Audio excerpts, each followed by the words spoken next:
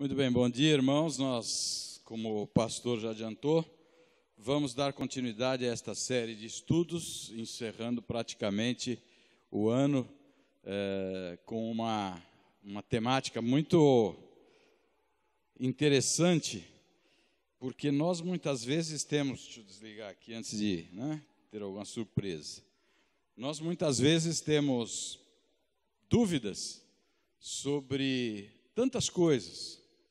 E parece que quanto mais informação a gente obtém, e hoje está fácil obter informação, né?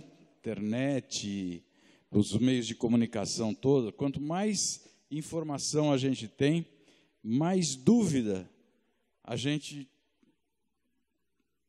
percebe também. Quando se fala então da questão no campo da fé, aí a chapa esquenta mesmo, aí a coisa esquenta. Porque nós, quando trabalhamos no campo da fé, não estamos trabalhando com fatos, nós estamos trabalhando com crenças. E as crenças podem, se mal fundamentadas, podem nos levar a tomar decisões erradas, a ir pelo caminho que não é aquele desejado por Deus para a nossa vida. Mas a Bíblia, ela tem resposta para tudo. Muito genérico isso, né? Não, na Bíblia realmente ela é um manual do ser humano, onde ela traz resposta a todas as nossas inquietudes, os nossos medos, as nossas ansiedades, as nossas expectativas, inclusive em relação ao futuro. E ela tem, ao ser analisada, ao ser olhada com cuidado, com carinho, com dedicação, ela nos traz segurança como resposta às dúvidas que nós podemos vir a ter com relação ao nosso dia a dia, com relação a nossas questões de fé e de esperança. Quando eu falo dia a dia, é porque se nós formos para a palavra de Deus, nós vamos encontrar respostas aos nossos problemas de relacionamento, a problemas financeiros, a problemas emocionais, a problemas, enfim, de como nós devemos trabalhar, de como deve ser a nossa vida profissional. A Bíblia traz respostas para tudo isto. E é por isso que eu não consigo entender por que muitas vezes deixamos de lado o estudo da palavra, deixamos de lado a leitura da Bíblia e continuamos a tomar decisões baseados nas nossas crenças, baseado nas nossas definições. Então é preciso ler a Bíblia, é preciso compreendê-la e fundamentar as nossas certezas nos princípios que ela nos ensina. Tem muita gente que fala, inclusive já ouvi cristãos evangélicos dizendo: mas a Bíblia ela precisa ser contextualizada, porque na época do Velho Testamento, depois na época de Jesus, depois na época dos apóstolos, apóstolo Paulo, aqueles que escreveram o Novo Testamento, não tinham os problemas que a gente tem hoje, né? Então a Bíblia tem que ser contextualizada, ela não pode ser lida de forma literal. Eu discordo 100% disso, porque quando a Bíblia trata de princípio, né, os princípios não mudam. Pode mudar o formato dos problemas, pode mudar o formato das questões que nos envolvem no dia a dia, mas a Bíblia não, ela como princípio, ela não muda. A palavra de Deus como princípio não muda, porque o Senhor não muda, Ele é aquele que Ele foi, aquele que Ele é e aquele que Ele será para sempre o mesmo. Então, a Bíblia traz princípios dos quais nós devemos fundamentar as nossas crenças e fazer com que as nossas decisões sejam tomadas em cima dessas crenças que vêm dos princípios da palavra de Deus, né?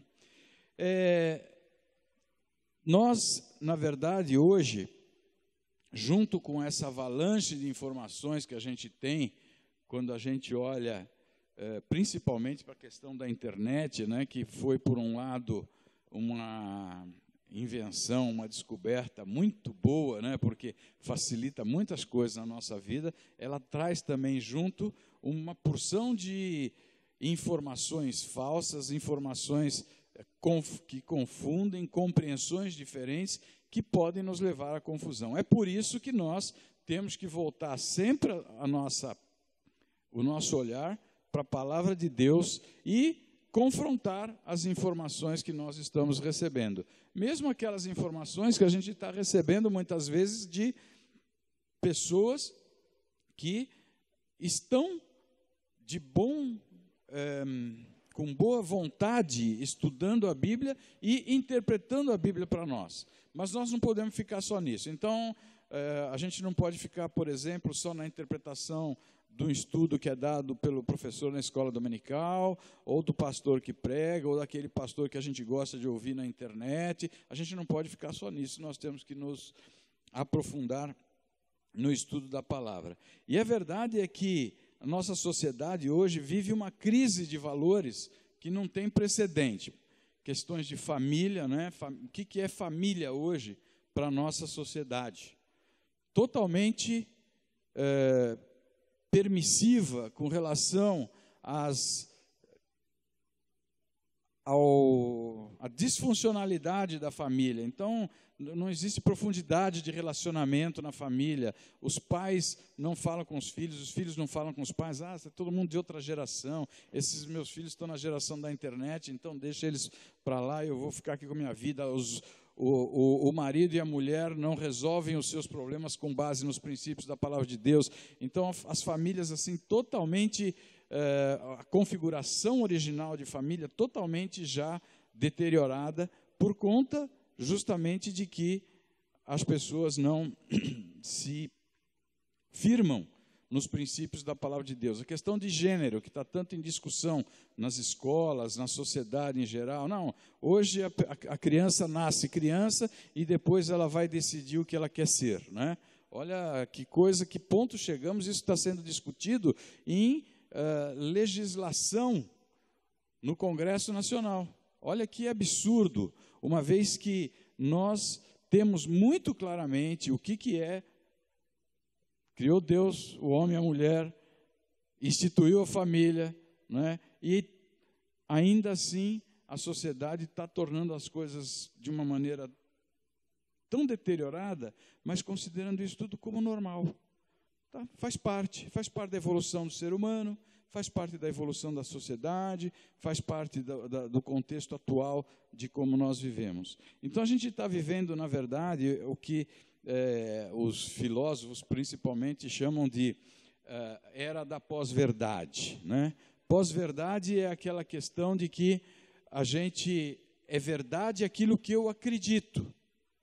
Não aquilo que é verdade, mas é verdade aquilo que eu acredito. Então, se eu recebo uma informação, mesmo que eu não cheque a fonte, mesmo que eu não tenha certeza da fonte dela, mas eu acredito na pessoa que me passou a informação, aquilo passa a ser verdade para mim, mesmo que o fato seja contrário.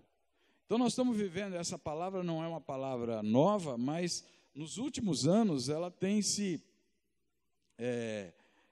incorporado no nosso meio. Por quê? Porque as pessoas tomam para si verdades que elas ouviram de outros sem que os fatos fossem confirmados. Então, a gente vê isso muito, por exemplo, em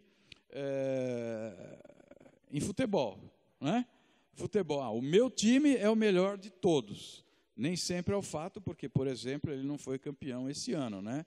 Já o do Flávio, por exemplo, que é um time meia boca, foi campeão. Então, isso é pós-verdade, né?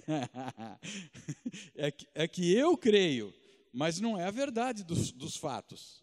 Mas eu creio que é assim, não é a verdade dos fatos. Na política isso acontece muito também, né? Que as pessoas se polarizam. Não, eu sou de direita, eu sou de esquerda. Por que você é de direita? Não sei, porque alguém falou que é bom ser de direita, né?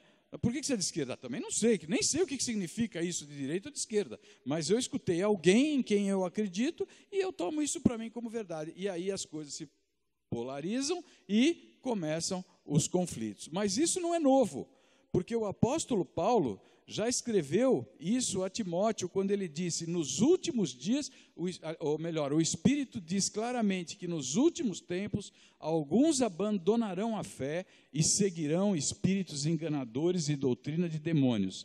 Tais ensinamentos vêm de homens hipócritas e mentirosos que têm a consciência cauterizada. Então, quando Paulo estava escrevendo disso, ele estava dizendo, olha, cuidado com o que vão ensinar para vocês. Timóteo, você que é um líder jovem da igreja que está começando agora, lá no primeiro século da igreja, você que é um líder jovem, cuidado, porque vai aparecer muita gente falando doutrinas que não são verdade, mas são aquelas coisas que eles acreditam. Eu fiquei, ao mesmo tempo que eu fiquei, que foi hilário, eu desandei a dar risada, né, mas também fiquei impressionado e chateado com sexta-feira, uma propaganda, né,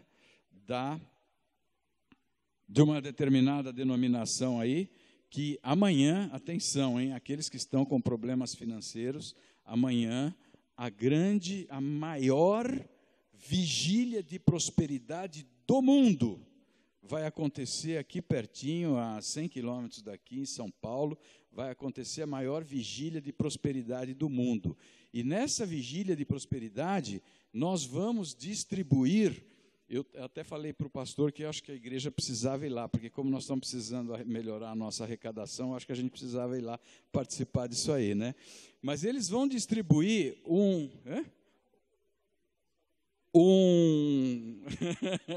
eu vou passar o endereço para todo mundo depois, né?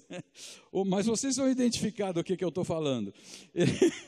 Eles vão distribuir um vidrinho com um óleo, e nesse óleo tem pó de ouro daqueles que já prosperaram, já ficaram ricos e doaram uma parte da sua riqueza para ser colocada nesse vidrinho. Gente, eu não estou brincando, isso foi sexta-feira, na televisão, né? Doar esse olhinho com o ouro para que você que ainda não faz parte dessa corrente de prosperidade, possa ir lá e obter a sua prosperidade também. E sabe o que vai acontecer? Seguramente, ali naqueles lados da Celso Garcia ali, né, num templo chamado Salomão, né, vai ter milhares de pessoas, o CETRANSP lá de São Paulo vai ter que interditar ruas, porque as pessoas estão acreditando em factoides, estão acreditando em coisas que o apóstolo Paulo já chamava atenção há muitos anos atrás, milhares de anos atrás, dizendo, olha, cuidado, vai aparecer gente que vai falar coisas porque eles têm outros interesses, eles são enganadores, tomados de doutrinas que não são aquelas doutrinas que Cristo ensinou, e esses homens são hipócritas, mentirosos, e têm a sua consciência cauterizada. Sabe por quê? Porque eles falam aquilo com uma cara de pau, um negócio assim que é impressionante, como é que a consciência não pesa nessa hora, não é? E a gente está vendo, infelizmente, esse é um exemplo mais recente, mas se você ligar a sua televisão, o seu rádio durante o dia, em muitos programas evangélicos, você vai ver isso o tempo todo, né?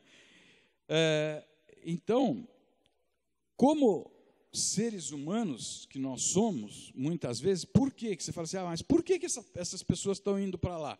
Estão acreditando nisso? Porque nós, como seres humanos, temos a tendência de crer naquilo que nos interessa. Aquilo que nos interessa é fácil da gente acreditar. Aquilo que vem a favor da nossa conveniência, nós nos dedicamos e nós acreditamos. É por isso que a nossa sociedade está confusa. É por isso que estamos com, muitas vezes, a nossa consciência cauterizada, nosso pensamento cauterizado, nosso pensamento que não é capaz de analisar de confrontar com a palavra as verdades, né? E a gente vê as nossas crianças sendo levadas à confusão, os adolescentes confusos, os jovens que não sabem muito bem para que lado ir do ponto de vista de doutrina, de determinação, de fé. E nós mesmos, adultos, nem sempre nós estamos aptos, e muitas vezes alguns cristãos como eu, que venho de berço evangélico, então fui criado conhecendo o evangelho, depois já estou me converti desde os 18 anos, então assim, tenho uma caminhada mais longa. Nós que temos uma caminhada mais longa, às vezes nos deparamos com questões que nos balançam, a nossa, não digo a nossa crença, a nossa fé, mas como é que nós podemos, na verdade, ajudar essas pessoas, sendo luz do mundo, como Jesus chamou a atenção em Mateus 5, 14 a 16. Vocês são luz do mundo. Assim, brilhe a luz de vocês diante dos homens. Então, diante de toda a confusão, diante de toda a divergência de crenças, de opiniões que existe, nós cristãos, ao olharmos para a palavra, não podemos titubear nos nossos princípios, na nossa fé, na nossa doutrina. Nós temos que jogar luz sobre essas coisas que acontecem por aí, para que Jesus seja visto através de nós, que os ensinos dele sejam vistos através de nós, que o princípio que ele ensinou, os princípios que ele nos deixou, que estão registrados no Evangelho, sejam aqueles que norteiam a nossa conduta perante o mundo. E não a gente aceitar passivamente o que a sociedade está fazendo, dizendo, bom, é escolha deles, eles podem fazer o que quiserem, o mundo é assim mesmo, o mundo muda. Não, esse não é o nosso papel. O nosso papel é ser luz do mundo e jogar essa luz. Não é? Porque nós temos que dedicar, então, todo o nosso esforço para compreender os princípios da palavra de Deus. Não através de o que os outros nos falam. Né? Interessante que em 2 Pedro, capítulo 1, verso 19 a 21, Pedro está escrevendo essa sua carta e ele está dizendo, sendo assim, temos mais concreta a palavra dos profetas, e fazei muito bem em prestar atenção a elas, como uma candeia que brilha nas trevas, até que todo dia se ilumine e a estrela da alva nasça em vossos corações. Antes de tudo, sabei que nenhuma profecia provém de interpretação pessoal, mas, porquanto, jamais a profecia teve origem na vontade humana, mas homens santos de Deus falaram da parte de Deus, orientados pelo Espírito Santo. Então, ou nós cremos que a palavra de Deus é orientada pelo Espírito Santo, é o ponto de referência para as nossas crenças, para nossas doutrinas, ou nós vamos seguramente por caminhos que não agradam a Deus, que é uma interpretação pessoal, né, daquilo que a gente está lendo, e não uma orientação do Espírito Santo como nós deveríamos procurar. Então, essa era que os filósofos chamam de era da pós-verdade, traz esse desafio para nos apegarmos ainda mais à palavra e às verdades reveladas e, de modo algum, nos desviarmos dela. E isso é uma introdução para dizer por que nós vamos olhar para um texto hoje de João capítulo 8, versos 1 a 11, por que nós vamos olhar para esse texto e o que nós vamos aprender com esse texto. Mas antes disso, antes da gente entrar nessa questão, vocês que estiveram aqui domingo passado pela manhã, ouviram o pastor Elias comentar que nós como igreja, vamos iniciar um programa, trazendo aqui para Sorocaba, um programa chamado Celebrando a Recuperação. Esse é um programa que teve origem nos Estados Unidos, os princípios, inclusive, são os mesmos baseados nos princípios do Alcoólicos Anônimos, para tirar pessoas realmente de uma vida totalmente fora da vontade de Deus e trazer essas pessoas para o centro da palavra de Deus. Então, mas eu queria contar uma experiência, porque hoje o Edilson, junto com mais 5 ou 6 irmãos da nossa igreja, já estão trabalhando nesse programa, que tem a finalidade de recuperar pessoas que estão em situação muito complicada em relação às suas emoções, aos seus comportamentos, enfim, que andando fora dos princípios da palavra de Deus. Esse programa, há uns 2 anos atrás, eu e mais o Eduardo Cebola, né, fomos conhecer esse programa lá na Igreja Batista da Água Branca. Na verdade, esse programa começou no Brasil, na Igreja Batista do Morumbi. Depois, ele foi também implantado lá na Igreja Batista da Água Branca. Hoje, esse programa está mais próximo na Igreja Batista de Barueri, que é onde os irmãos da nossa igreja estão se envolvendo para fazer os treinamentos e tudo mais.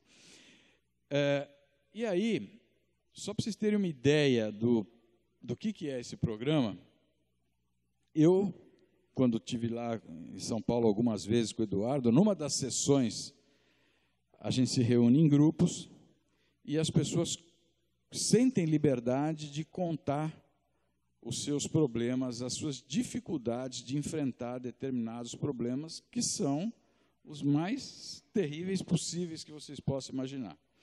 E tinha um rapaz, mais ou menos uns 38, para menos de 40 anos, mas aí entre 38 e 40 anos, que estava no nosso grupo, um grupo de 10 pessoas assim, e o líder do grupo perguntou, né, cada um vai ter oportunidade aqui, se alguém quiser falar, fala, se não quiser falar, não fala também, mas vocês vão ter oportunidade de falar o que vocês vieram fazer aqui. E esse rapaz, ele não foi o primeiro a falar, mas deu para perceber que ele estava ansioso, ele foi logo o segundo a falar, e disse assim, olha, eu estou aqui pelo seguinte, eu sou casado, eu sou cristão, sou convertido, sou casado, tenho uma filhinha de 2 ou 3 anos, amo a minha família, amo a minha mulher, amo a minha filhinha, só que eu tenho o vício de sair com prostitutas. Membro de igreja, cristão, convertido, né? Família maravilhosa, segundo ele mesmo, mas ele tinha o vício de sair com prostitutas. Quando esse rapaz falou isso, eu fiquei pensando o seguinte, se alguém chegar para mim e fizer uma pergunta dessa, o que eu faço? O que eu falo? O que eu aconselho? O que eu ajudo? Como que eu posso ser uma luz para essa pessoa? Porque eu não podia falar para ele, olha, você tem que se converter, aceita Jesus como seu Salvador. Ele já estava declarando que era convertido, né? Lê a Bíblia, não sei o quê. Ele estava lendo, tanto que ele sabia que ele estava errado e ele foi lá para procurar ajuda, não é? Então, eu fiquei pensando exatamente nisso. Como que eu, enquanto cristão, que estudo a palavra, ou cada um de nós, podemos ajudar uma pessoa desse tipo? Então, meus irmãos, o que vai acontecer, fazendo um pequeno parênteses aí, antes da gente entrar na história de hoje, é que quando nós trouxermos este programa para Sorocaba, que visa buscar pessoas dos mais diversos, visa retirar pessoas dos mais diversos tipos de problemas. Então, nós estamos falando de pessoas com vícios, com desvios comportamentais, com dificuldades de relacionamento, nós estamos falando com esse tipo de pessoa. E imagina chegar aqui na frente alguém, né, e dizer, olha, eu sou viciado em droga, ou eu sou viciado em pornografia, ou eu sou dependente disso, dependente daquilo. Como nós, como igreja, vamos reagir a esse tipo de coisa? Segura essa história aí, que a gente volta para ela um pouquinho mais para frente. Então eu queria, para a gente responder essa questão, como que nós, igreja, temos que olhar para essa questão, eu quero ir para o texto que está proposto para a lição de hoje, que é João, capítulo 8, verso 11. Põe som.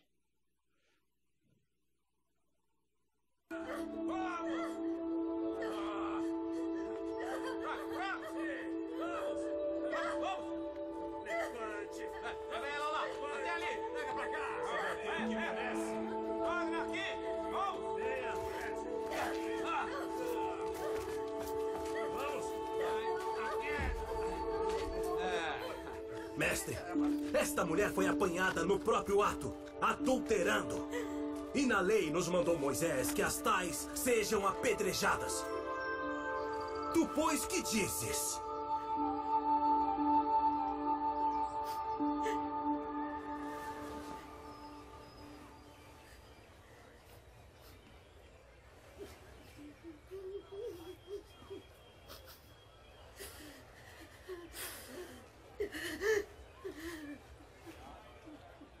Tu, pois, que dizes?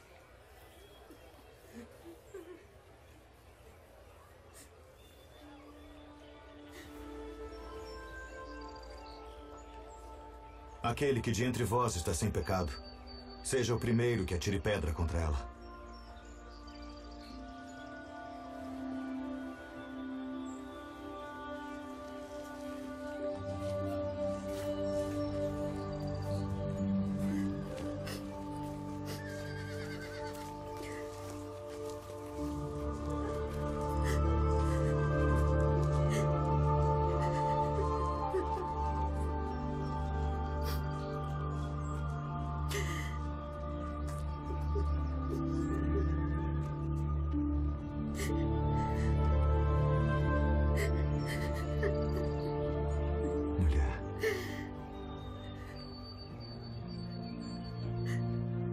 Onde estão aqueles teus acusadores? Ninguém te condenou?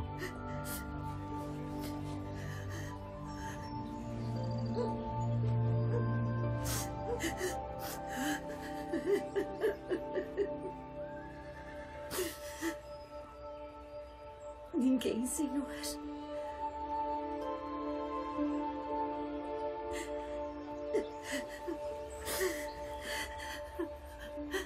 Nem eu também te condeno.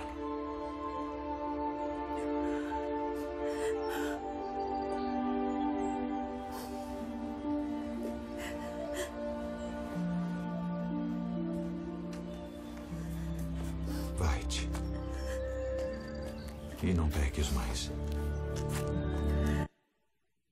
Uma leitura animada, né? De João capítulo 8, verso 1 a 11. Para a gente entender o que se passava nesse momento da história do Evangelho, é importante a gente olhar para os personagens dessa história.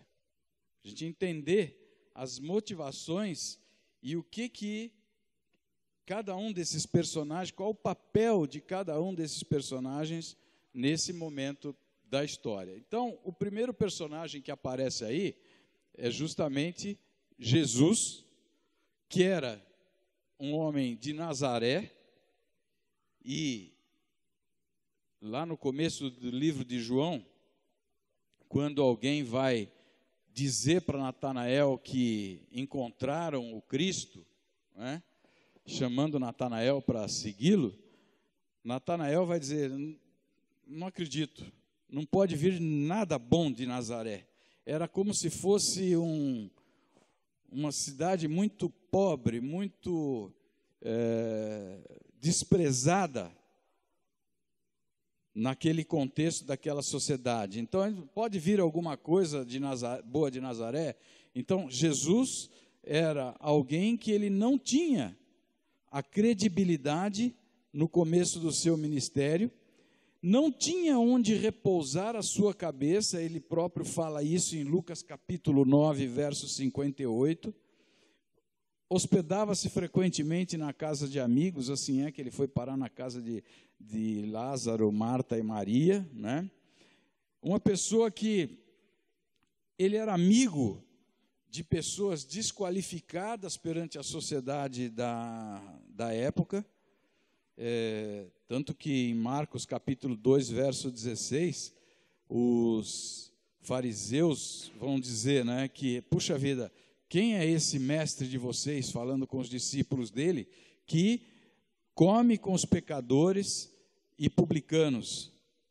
Por que ele come com essas pessoas? Então, não tinha nenhuma relação com a nata da sociedade.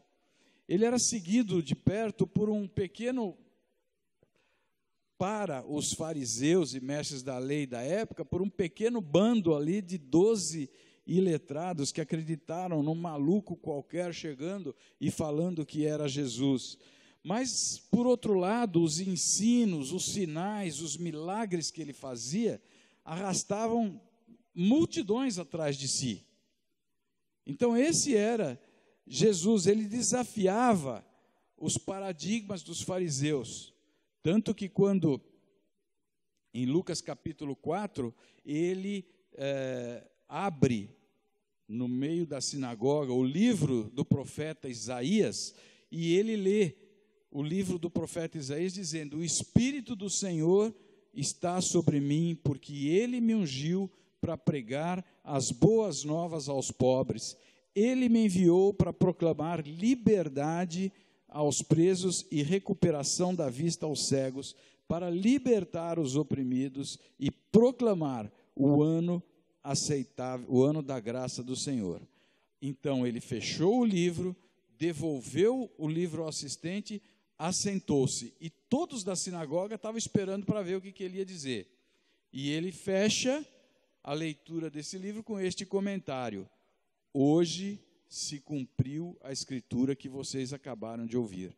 Então, nisso que vocês acreditaram no profeta Isaías, que disse lá atrás, mais de 400 anos atrás, o profeta Isaías disse isso, agora se cumpriu. Com a minha vinda, isso se cumpriu. Então, ele desafiava o conhecimento dos mestres da lei sobre a própria lei, sobre os ensinos do profeta, fazendo com que, dizendo que ele era o Messias, o Salvador. Então, esse é um dos personagens dessa nossa história, Jesus, né, de Nazaré, desacreditado, pobre, sem ter onde dormir e até motivo de chacota dos fariseus e mestres da lei, que é o segundo personagem da nossa história de hoje. Esses fariseus e mestres da lei, eles eram o guia espiritual do povo, né? Eram o guia religioso, mais que espiritual, eram o guia religioso do povo. Eles se julgavam superiores perante a sociedade, tanto que em João capítulo 7, um capítulo antes desse que a gente está olhando, eles vão dizer que essa ralé que nada entende da lei é maldita. Falando de quem? Daquele povo que estava seguindo a Jesus. Assim, porque tinha uma dúvida entre eles. Quem é essa pessoa? Quem é esse Jesus? Então, eles, como guardiões da lei e das tradições, eles eram responsáveis pela religiosidade do povo. Esse povo está seguindo um maluco aí que está falando que é Jesus. Eles não entendem nada de lei, eles são uma ralé. Então, eles se julgavam superiores e tinham uma vida pautada, segundo eles, pela lei, e cumpriam a lei ao extremo, tanto que eles vão condenar lá o paralítico que foi curado no sábado, levantou, tomou a sua cama e saiu caminhando, e eles foram lá e caíram de pau em cima do paralítico, porque ele estava fazendo um trabalho no sábado, que era carregar a sua cama. Então, eram os mestres da lei e fariseus, o segundo grupo de personagens da nossa história. O terceiro personagem da nossa história era a mulher adúltera. Não tenha dúvida, ela tinha violado a lei. Levítico capítulo 20, verso 10, na lei de Moisés, vai mandar executar aquela mulher e o homem que cometerem adultério, né? Mas Levítico estava dizendo, bom, olha o detalhe, tanto o homem quanto a mulher deverão ser executados. E aqui na nossa história só aparece a mulher, na história de João capítulo, na história de João capítulo 1, capítulo 8, verso 1 a 11, só aparece a mulher. Cadê o homem? Ela não podia estar adulterando sozinha, né? Então o pecado ali dos dois. Mas mesmo assim, então, ela tinha consciência de que ela tinha violado a lei, isso estava claro para ela, estava claro para Jesus, estava claro para os fariseus. Então, não foi bem assim, imagina, foi só um flerte, não foi um... Não, ali estava claro que o pecado existiu, estava caracterizado, tinha realmente acontecido, e ela estava sendo, então, questionada por conta disso. E o último personagem da nossa história, da história de João capítulo 8, era o povo que estava ali ao redor, que estava seguindo Jesus, ouvindo os ensinamentos de Jesus, maravilhado com os sinais, curas e maravilhas que Jesus vinha fazendo. Eles tinham então encontrado em Jesus alguém em quem eles pudessem ter esperança, alguém em quem eles pudessem encontrar suporte.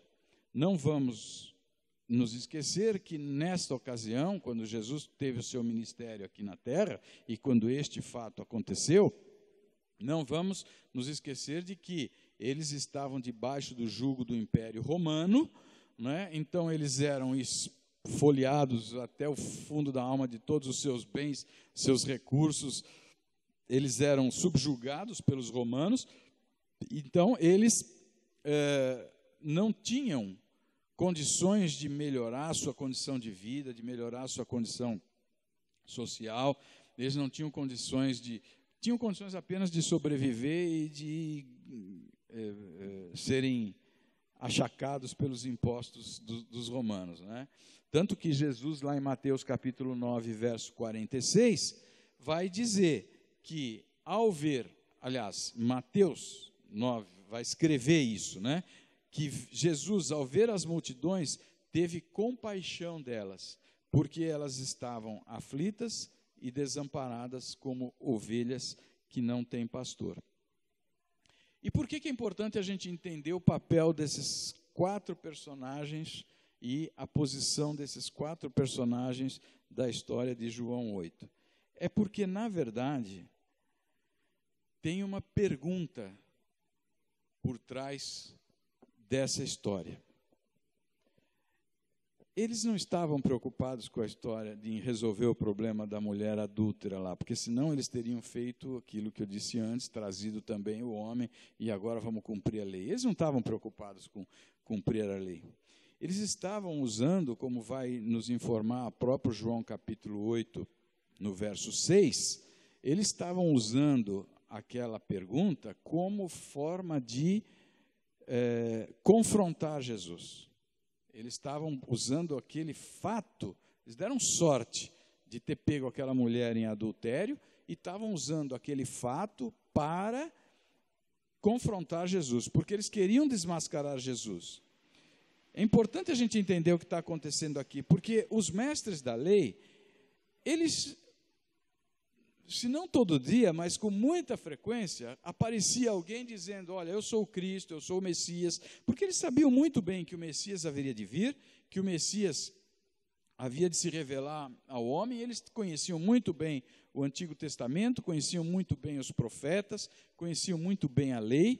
Então, eles tinham essa certeza de que o Messias viria. E aí, sempre aparecia alguém dizendo, eu sou o Messias, eu sou o Cristo. Não foi o Jesus, esse que nós conhecemos como nosso Salvador, não foi o único que apareceu dizendo isso. E eles tinham, então, a obrigação de confrontar o ensino dessa pessoa com a lei e os profetas, para ver se essas pessoas realmente poderiam ser o Messias ou não. E claro, eles tinham uma mente muito focada nas suas tradições religiosas, na sua religiosidade, e isso impedia que eles vissem neste Jesus que estava aparecendo agora, né, nessa situação, eles vissem o Messias, o Salvador do mundo. Eles tinham esse dever, e eles já tinham descartado dezenas de outros impostores, confrontando através da lei, né? E esse Jesus, para eles, provavelmente era mais um desses. Tanto que o próprio capítulo anterior, capítulo 7 de João, vai mostrar algumas coisas do que aquelas pessoas criam a respeito de Jesus. Por exemplo, no verso 1, vai dizer, do capítulo 7, que é um capítulo antes desse que a gente está olhando essa história, vai dizer que os judeus procuravam tirar-lhe a vida. Porque você, não, se é o Messias, né, ele não vai se deixar morrer, porque o Messias vem para dominar tudo, para arrebentar tudo, para tirar a gente do jugo romano. Então, se for o Messias, vamos tentar tirar a vida logo desse homem, assim ele acaba com esse tumulto. Porque a multidão começava a seguir esse homem. E aí começava a tumultuar o ensino dos fariseus e dos saduceus e dos mestres da lei.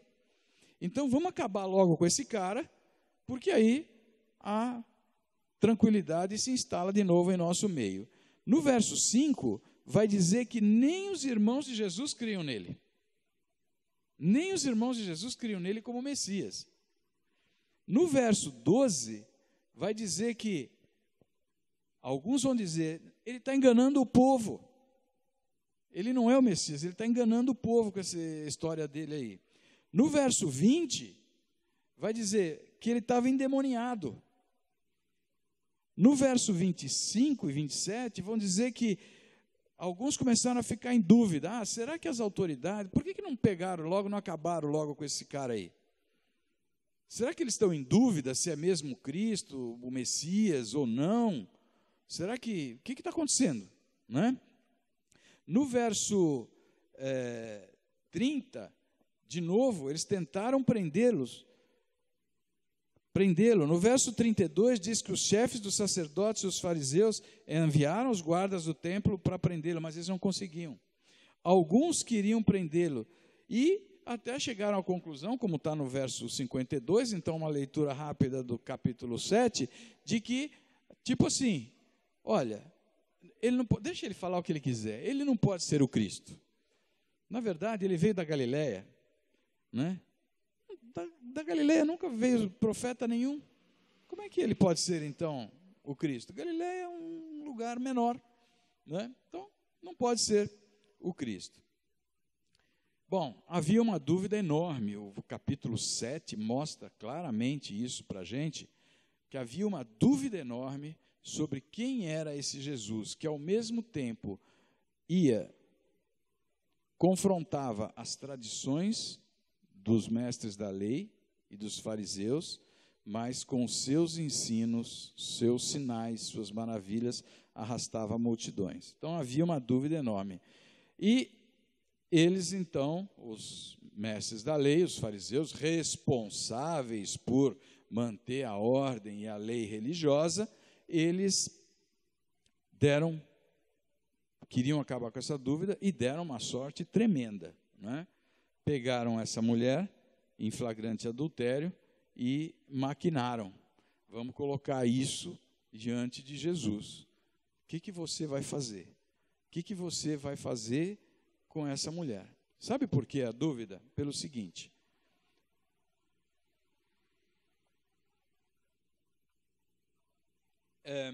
A lei Moisés, como eu li lá em Levítico 20, dizia que quem foi pego em adultério deve ser executado.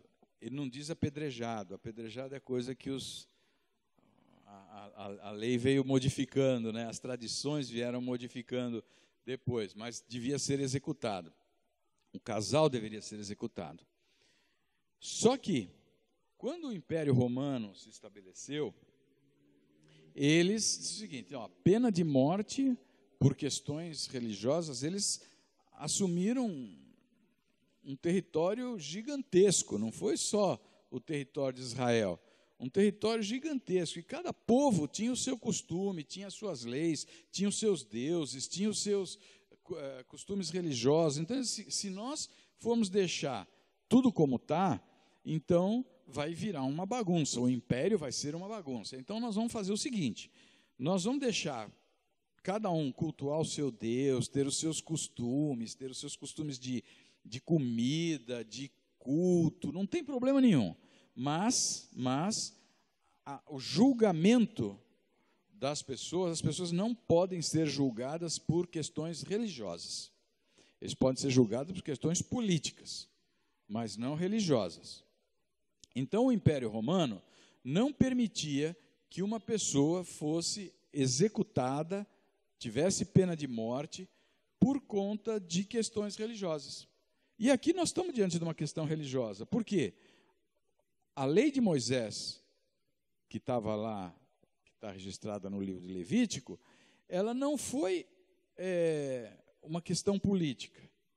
Foi uma determinação de Deus para o seu povo. Então, era uma questão religiosa. Então, se nós vamos... Por outro lado, a lei dos romanos diz que por questões religiosas a gente não pode executar ninguém. Então, vamos fazer o seguinte: vamos colocar essa questão diante de Jesus e vamos ver o que ele fala. Sabe por quê? Ele não tem saída. Porque se ele falar, não, está certo, a lei está certa, vamos apedrejar a mulher, nós vamos dizer que ele está insuflando o povo contra as leis do Império Romano, e nós vamos entregá-lo para as autoridades tomarem conta dessa questão. Se ele disser, não, temos que seguir as leis do Império Romano, a gente vai dizer, está vendo? Está se dizendo judeu, está se dizendo o Messias e está mandando desobedecer a lei de Moisés. Então, Jesus está aqui no mato sem cachorro, numa sinuca de bico, né, sem saída, aparentemente, para os fariseus. Na verdade, eles não estavam nem aí para a questão da mulher adúltera, para a questão de seguir a lei, eles queriam pegar Jesus. E a pergunta que estava por trás de todo esse fato é assim: você é mesmo Messias? Era essa a grande dúvida dele.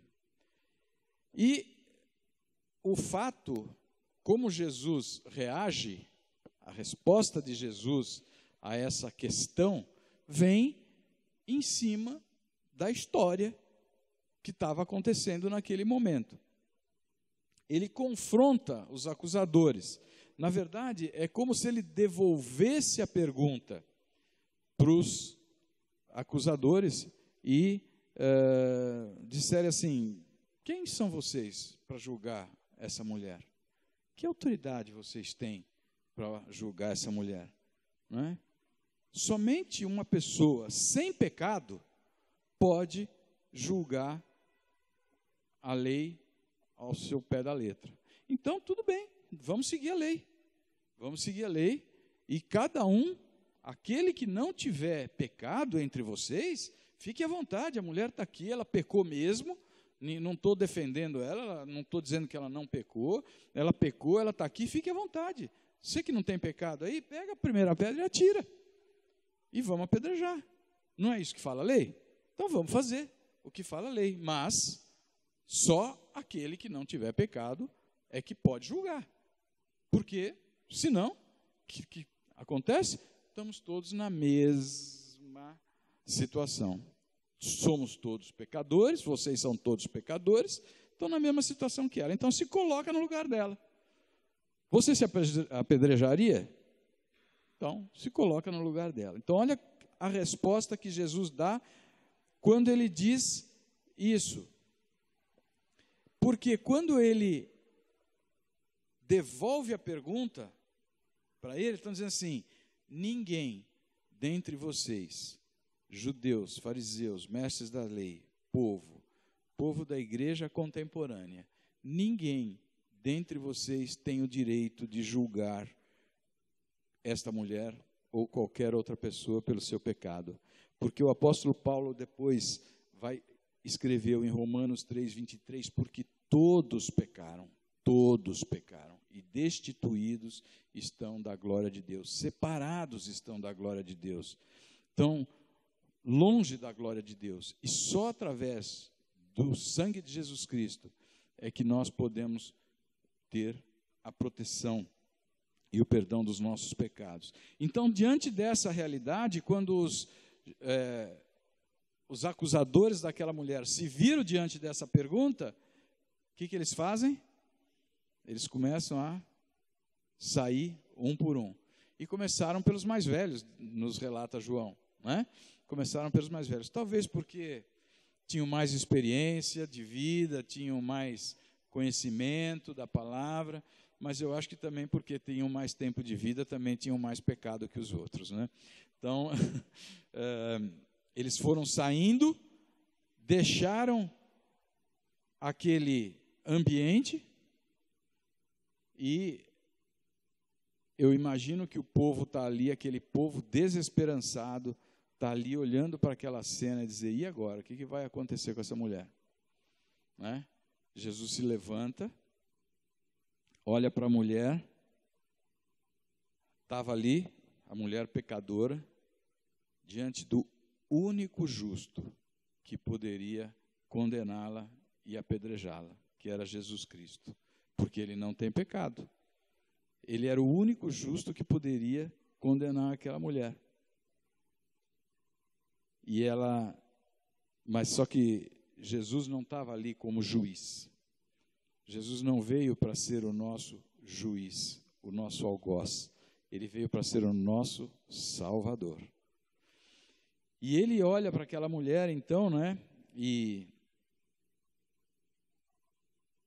deve ter passado na cabeça dele o que está registrado em Marcos capítulo 2, verso 17, né? Eu não vim para chamar justos, mas pecadores ao arrependimento. Então ele olha para aquela mulher e questiona: cadê o pessoal que estava querendo te apedrejar? Ninguém te condenou? Aí ela olha do lado, não vê ninguém, daqueles acusadores, diz: não, ninguém, Senhor. Qual a resposta de Jesus? Eu também não te condeno. O que ele estava dizendo com isso? Por que eu digo que neste fato está a resposta da pergunta de Jesus? Você é o Messias? Sim, eu sou, porque eu sou o único homem, filho de mulher, nascido de mulher, sem pecado, que sou capaz de, assim como eu sou capaz de dar o perdão, assim como eu sou capaz de julgar, eu sou capaz de dar o perdão também. Porque era o único que podia fazer isso. Nenhum de nós poderia fazer isso. Nenhum de nós pode tomar o pecado do nosso irmão para nós mesmos, do nosso pai, dos nossos filhos, né? Para nós mesmos, para purificar. Só Jesus, a gente cantou isso, né? Agora de manhã. Só o teu nome é capaz de dar ao homem salvação. Só o teu nome. E aquela mulher estava diante daquele homem, do único que poderia condená-la. Mas ele não faz isso. Ele resolve doar a sua vida a favor daquela mulher, a favor de tantos outros pecadores, a favor de mim e de você, para que nós fôssemos salvos e não tivéssemos que pagar pelos nossos pecados. E curioso é que, quando Jesus fala isso, né, ao assumir essa posição de perdoar aquela mulher, de ser o único capaz de julgar, mas resolve perdoar, ele está dizendo, eu sou o Messias porque foi para isso que eu vim. Ele está respondendo à questão, à grande dúvida dos escribas e fariseus. E é curioso que depois que ele fala isso para a mulher, dizendo o seguinte, bom, ok, eu também não vou te condenar. Eu fico imaginando a cena assim, né? Jesus de pé, o povo olhando, a mulher de frente para ele, escutando isso. Bom, eu também não te condeno, e daí? Aí Jesus complementa, então vá e abandone a sua vida de pecado. Vá e não peques mais. Mas vou para onde? Né? Não, vai levar a sua vida. Continua levando sua vida, seu trabalho, sua escola, sua família, continua levando sua vida, mas sem pecado. Continua levando sua vida normal. Jesus não está nos tirando do nosso contexto, do nosso ambiente, das nossas atividades normais. Ele não precisa de gente que fique 24 horas, 7 dias por semana, sentado aqui na igreja, para que seja considerados salvos. Ele precisa de nós, como salvos, levando uma vida sem pecado lá fora, no nosso dia a dia. Então, essa singeleza dessa expressão dele, não, vá e não peques mais. Vai para onde, Senhor? Devo ir para a sinagoga? Não, continua tocando sua vida, né? Mas sem pecado, porque eu vim para chamar pecadores ao arrependimento. Quem é Jesus para mim? Quem é Jesus para você? Romanos capítulo 8, Paulo vai escrever nos versos 1 a 5, escrevendo aos Romanos, ele vai dizer, portanto, agora que já não há condenação para os que estão em Cristo Jesus, quando Jesus disse, eu tampouco te condeno, né? Por meio de Jesus Cristo, a lei do Espírito da vida me libertou da lei do pecado e da morte, porque aquilo que a lei fora incapaz de fazer por estar enfraquecida pela carne, Deus o fez, enviando seu próprio Filho, à semelhança do homem pecador, como oferta pelo pecado. Assim, condenou o pecado na carne, a fim de que as justas exigências da lei fossem plenamente satisfeitas em nós.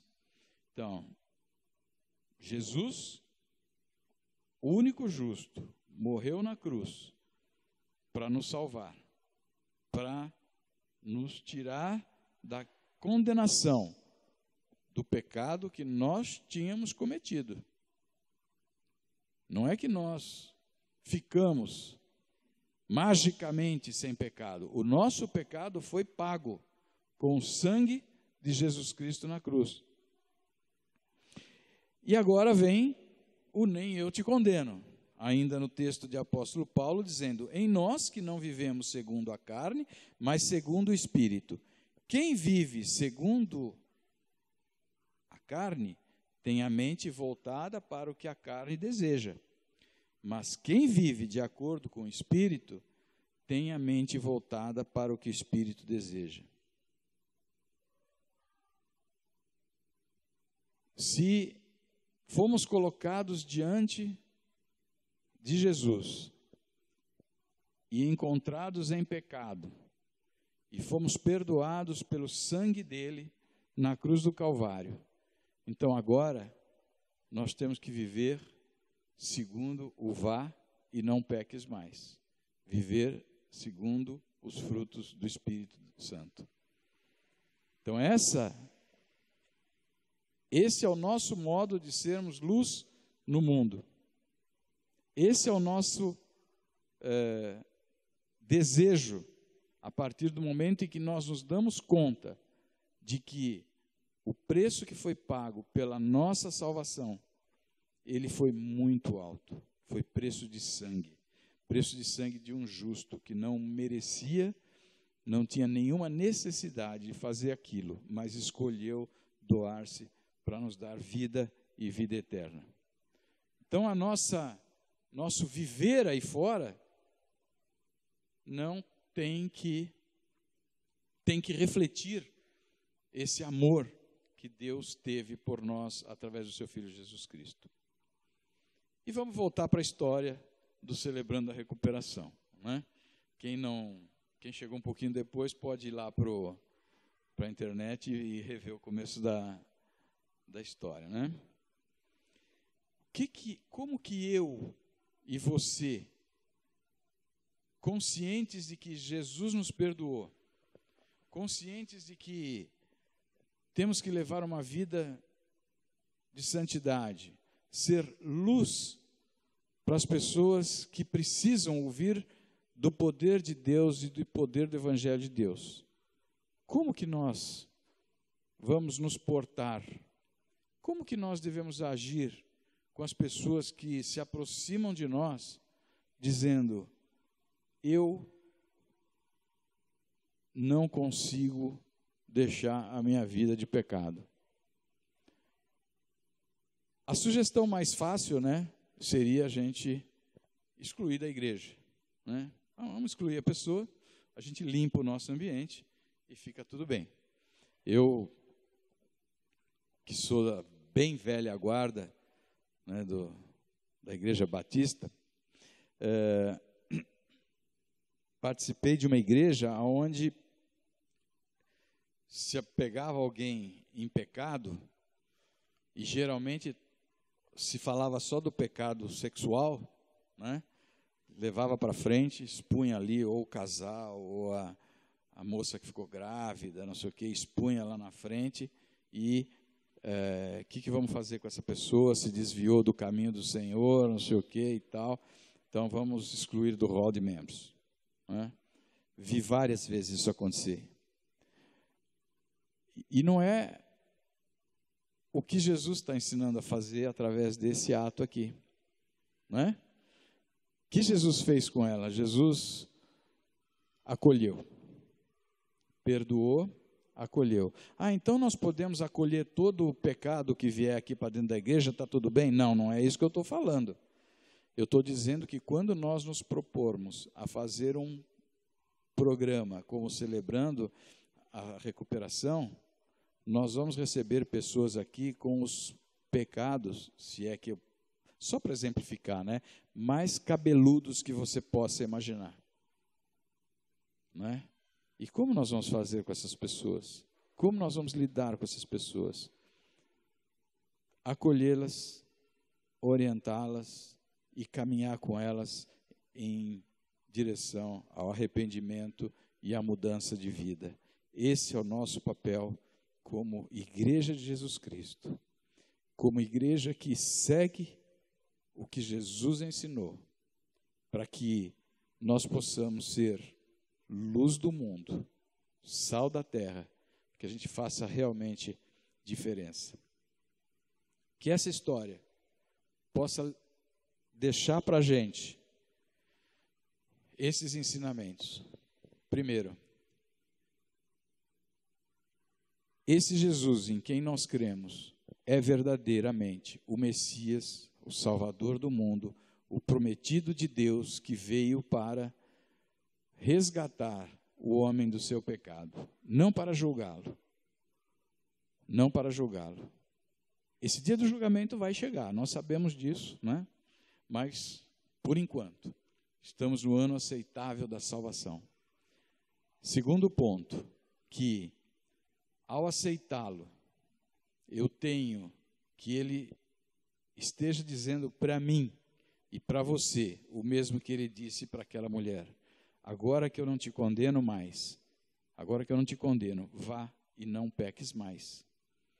E o terceiro ponto é que não vamos nos colocar num patamar de religiosidade, porque eu vou todo domingo na igreja, porque eu vou no culto de oração, eu participo da coinonia, eu dou o dízimo, eu faço tudo bonitinho, minha religiosidade está em dia. não é a religiosidade que salva, não é a religiosidade que traz o perdão e a santidade diante de Deus.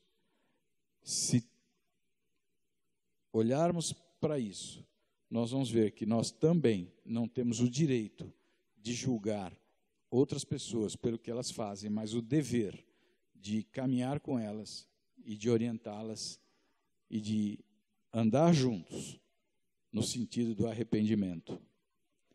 Que Deus crave isso no nosso coração e nos leve à reflexão de que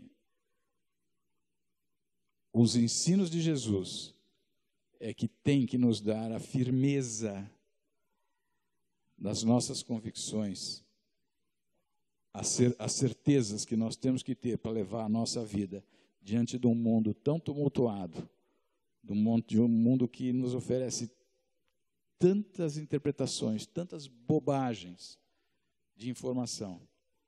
Vamos voltar o nosso olho para a palavra.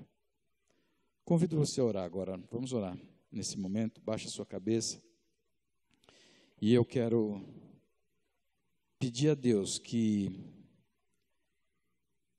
primeiro, agradecer pela salvação que Ele nos deu. Porque quando eu olho para a minha vida, para a minha pessoa, eu me enxergo na situação daquela mulher, lá de João capítulo 8. Eu me enxergo pecador, eu reconheço o meu pecado diante de Deus e reconheço que Jesus é o único que poderia ter me condenado. Mas Ele, na verdade, resolveu, por iniciativa dEle, se entregar na cruz do Calvário para me salvar. Então eu agradeço por isso. E peço que Ele me ajude a caminhar no meu dia a dia, sem pecado, para que eu honre e justifique o preço que Ele pagou pelo meu pecado. E por último, que eu peço que Ele me ajude, me capacite a olhar para o meu irmão como alguém que pode estar precisando da minha ajuda para deixar uma vida de pecado, ao invés de julgá-lo, de achar que eu sou melhor que ele, de deixar vir à tona a minha religiosidade, mas que eu o ajude a caminhar em direção ao arrependimento. É isso que nós oramos, Senhor, em nome de Jesus. Amém.